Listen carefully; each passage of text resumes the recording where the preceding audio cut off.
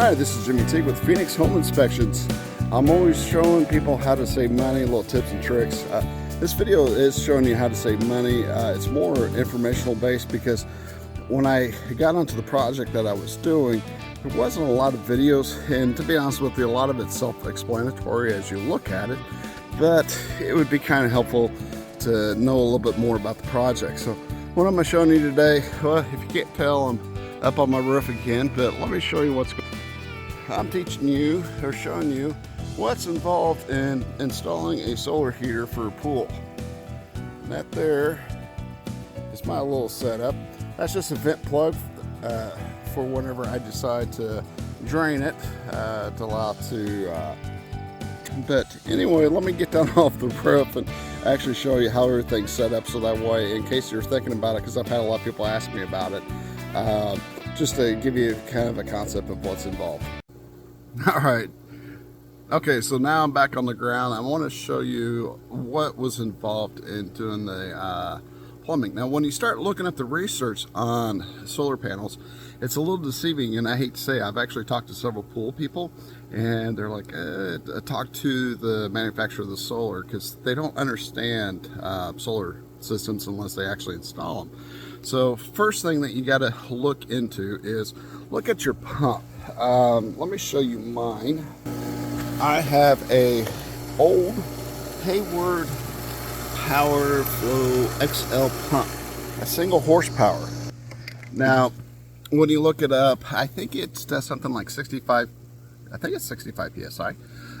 It'll say that it can flow water about 30 feet, and it'll be able to lift it up a single story. Now, that's very deceiving, or I'm sorry, that's discouraging for me, because I'll tell you what I've got. I've got 180 feet of pipe plumbing. My house is a ranch on a walkout basement with cathedral ceiling. So technically, with the pool being in-ground, dug down, set down, you're going almost, I want to say 2.5, 3 stories. So that's really like 3 times the amount, actually more with the plumbing, than it's actually what says online that it's able to do.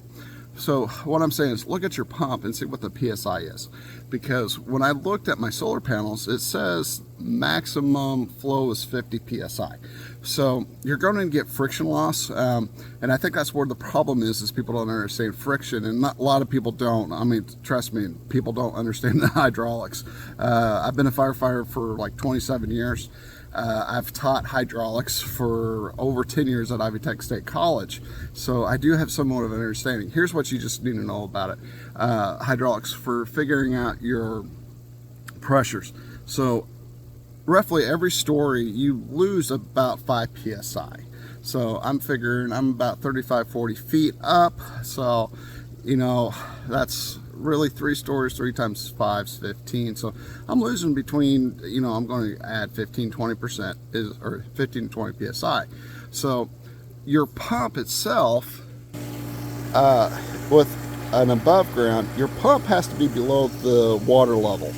So when you open up your pipes and your plumbing, your water will go all the way up to where your water level is. So like on my filter, my water would naturally fill there.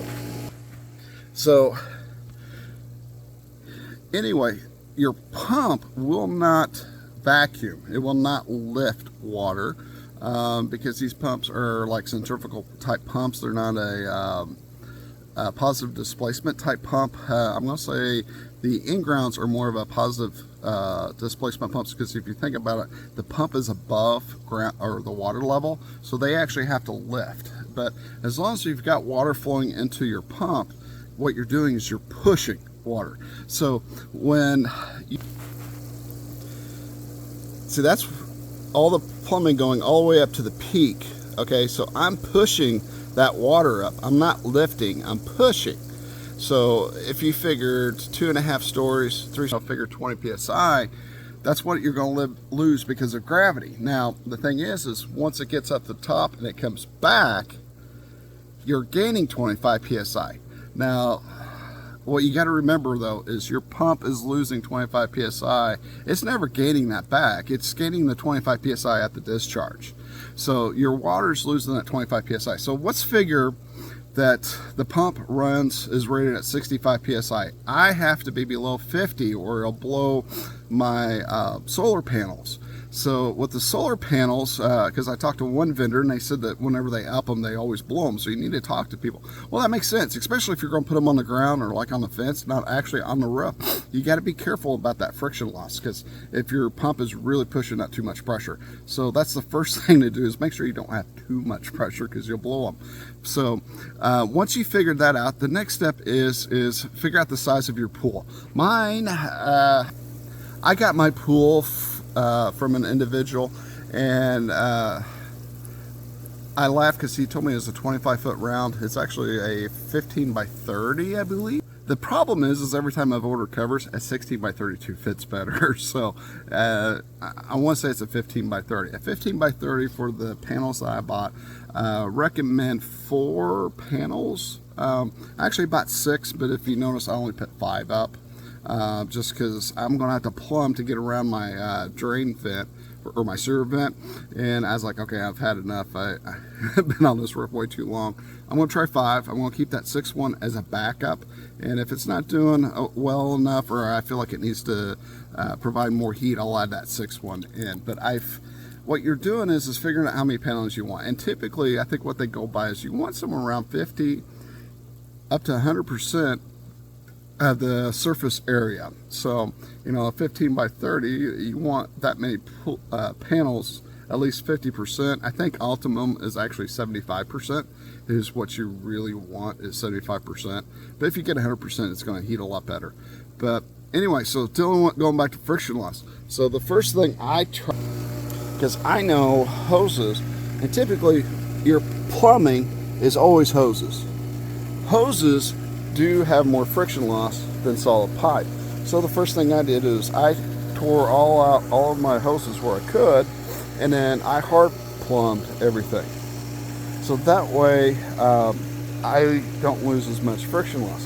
The other thing is when I was talking about the height of the water it fills, the water will naturally fill this pipe without the plumbing pump running, because it's all below the level of the water. Until you get underneath my deck and I shoot straight up, that's where it's losing all of that pressure. So it's not pushing it right away. It doesn't matter. I wanted to be safe. So let me break down my system and why I plumbed it the way I did, just in case you decide to replumb yours. So mine has a floor drain. If you're getting a pool, I absolutely encourage anybody to put it in a floor drain, just because it sucks in all the crap that's on the bottom. But let me show you how mine's probably set up a little bit weird, and I am not finished. I've actually need to put a support bracket here because there's a lot of weight here and I'm kind of leaking here at my coupling. But so you see, I actually do have a hose. The reason why is whenever I come to winterize it, this type of shutoff valve has a coupling, so I can break this down, lift it up, and I can get the top of the hose above the water line and tie it to this post, and then I can fill it with antifreeze. So that way, if I just unhook it and drop it, it's going to drain the whole pool. So what I've done is I've got it, I'm coming over here to a T. Here's my skimmer coming down. You can see I've got a shutoff valve for it, a shutoff valve for it, and then as I run across, I'm actually going to put another shutoff here, and I'll explain why. And then I've got a union that I can loosen up, because what I like doing in the winter is I'll unhook this, I will unhook this and take the whole pump inside so I don't worry about freezing. And then as my plumbing comes around, same thing. I've got a coupling here that I can unhook and a coupling here, so I can take this in and not worry about freezing. And then as we go over. Okay, so let's go back over here and I'll explain why I've got it the way I've got it. Whenever you run a vacuum, this may be too much, but whenever you're running a vacuum and you've got these two, you've got a lot of water flow going through here. But if I shut this valve off here, which allows me to turn off the suction, if you will, from the floor drain, I have more I've got more vacuum out of my vacuum, pool vacuum, if you will. The reason why I have two different kinds is if this is like a positive shut off, so when I shut this off, no water's coming through this. If you've ever seen these got the little stupid balls in it. I thought I had one laying on the ground. But anyway, oh yeah, that little thing is what's inside of it. If you unscrew this with that off, that ball will come out, water comes flowing. Put the ball in with it turned off, water still seeps through it. I wanted a positive shut off because I want no water going through it. So I use this to shut this off, get more vacuum. The reason why I want to come over here and put a main shut off here is because whenever I need to clean out my skimmer, which I need to clean it out, is with this I have to shut 2 valves off in order, well actually 3. I got to shut these 2 off, and then my jet, I've got to shut it off over here so I can undo this, otherwise water still comes out slowly but not really fast, but it still drains the pool. So I want a positive shut off. So anyway, going back to the solar panel, with this all hooked up, I've got it all hard plumbed. Then what you do is you put in a 3-way diverter. This I had to play with. I actually put cheat notes down, but the way this is set up is I can shut off by turning this. I've got it written down. If I put it in position 1, it actually shuts off all 3 sides. If I put it in, let's see, 2, which is here, the way that thing moves, all 3 sides are open. If I put it in 3, it's actually shutting this side off, so the water's going this way towards my solar panels. And whenever I'm done, which I'm going to go ahead and shut them off, because right now my solar panels are actually running. If I put it over to 4, that's just my pool jet. And then I put a shut off on my return from my solar panels, just in case as the water's going through here, it could siphon out the water that's in the return. So that's the reason why I put that shut off. But right now my water with that position is going straight in. But with this diverter, after you go from your diverter and say I turn it back over to my solar, which would be number 3, which I wrote it on here, I've got a backflow preventer. The reason why is, if you remember, as you go roof, that's like 25-30 psi. That water just sitting there is actually putting more pressure on your pump. Plus you're also going to probably lose prime because it's going to come back, you can get air. So this keeps the water in the line from it coming back. The reason why I put that valve is so that way it doesn't allow it to drain out the other side. So it's completely shut off. The reason why I put my coupling here, and if you notice I've got one here and then I've got this one here, is when I winterize this, water's going to be stuck here. You can't drain this pipe with this without having this in the place, because this keeps water from coming back. So that's the reason why we got those couplings. And if you notice, I've put supports, still got to put a screw there, to hold everything in place. Now, as you come around, what I did was I actually mounted it to these mounts. Never do here, because you're going to go right into the liner. But I did these in the mounts, and I just use these 1.5-inch brackets because this is 1.5-inch plumbing. Something that I didn't even think about is these 22.5 valves. Those I use the most of to make these bends. Now if you have a round pool, you'll probably use a lot more. And then I just mounted it to the brackets.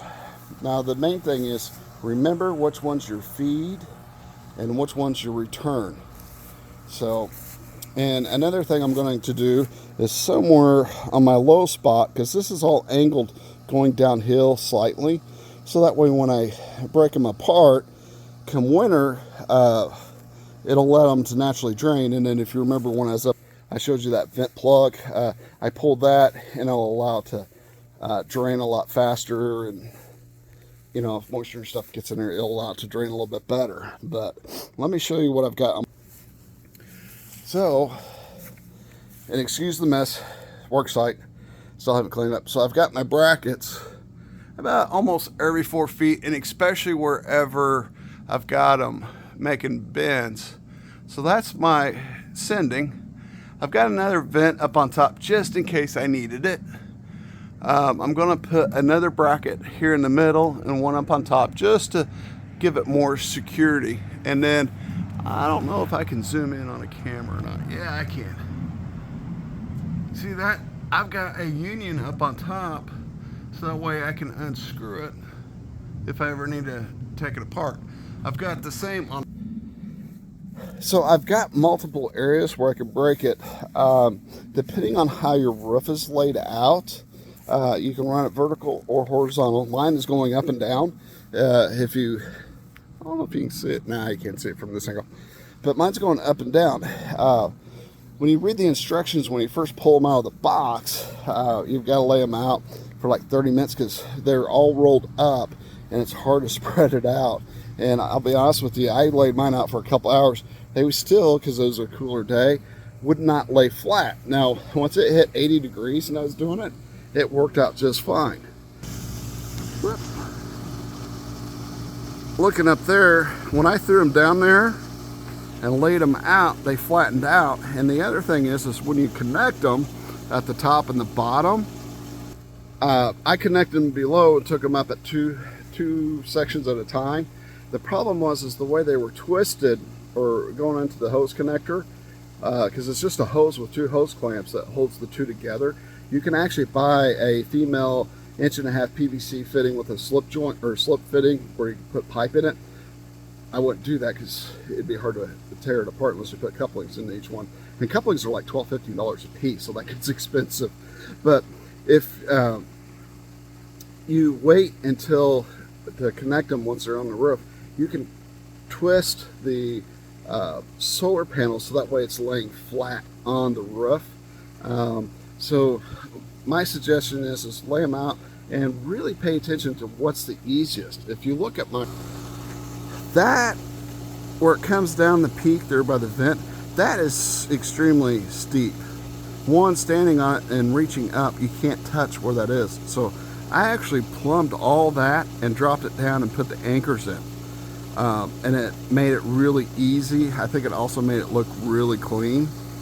Ways to kind of reduce friction is try to use more 45s than 90s, and try to use 22.5s, especially to make the corners and stuff. But other than that, it works great. Now the last piece of the puzzle, which I'm getting ready to do right now, is a solar cover. Now what you got to know about the actual solar panels is it only heats it when the sun's on it. So you want to turn it on when the sun's on it, and that actually warms the water up. The problem is if you don't shut it off when the sun goes down, you'll actually cool the pool. So you've got to shut it off once the sun's no longer on it. They do sell gadgets, they're like $300-400, that I guess will turn the valve on and off when the sun's hitting it. That might be an investment later, but right now this was an expensive project. The panels, 2 panels a piece, I think I was getting them from like $259. I have 3 of them, and I want to say I've probably got $600-800 in plumbing. But I did replumb everything on the pool and everything, plus the fittings. But you know, pipe materials are super stupid on the pricing right now, and that's because of COVID that things have dropped. But you know, the fittings, the hangers should be like $1 something. Just one part of it's $2.50, so almost every bracket's $5, and I should only have like less than $1 in each one. So everything's crazy expensive. So figure about $2,000 if you're going to do it yourself, depending on how big of your project is. If your pool's real close to the house or you got a nice place to put it, it'd probably be a little bit cheaper depending on how much plumbing you gotta have, and also depending on how many solar panels. If you only need 2 to 4 panels, you know, you're talking $500 and then maybe $300 in plumbing. So that wouldn't be too bad. Still a lot cheaper than buying a gas heater or running electric. But anyway, yeah, add the solar cover after you've done that, because what it is the pool, after you've heated all day, at night it's going to lose its heat. That blanket that you put on it is going to keep that heat in there a little bit longer, so you're not losing as much. Now, I've had a pool for years. I am not a pool guy at all. I'm always had pools for 15 years, what I've noticed is at night, if your temperatures don't get below 70 degrees, that's when you find out your pool will actually increase in temperature without a solar heater. So having a solar heater these earlier or cooler nights gets warmer, you know, maybe it gets up to 80 during the day and then it drops down in the 60s. That zaps the pool. The pool's still cold. The other problem is my pool, like right now, it's like 6:30. It's already halfway in the shade. 75% of it in the shade. It didn't get sun until like 11:30, 12. Some people get sun from 9 a.m. until 7, 8 o'clock. Their pools are hot. Mine is usually lukewarm to warm.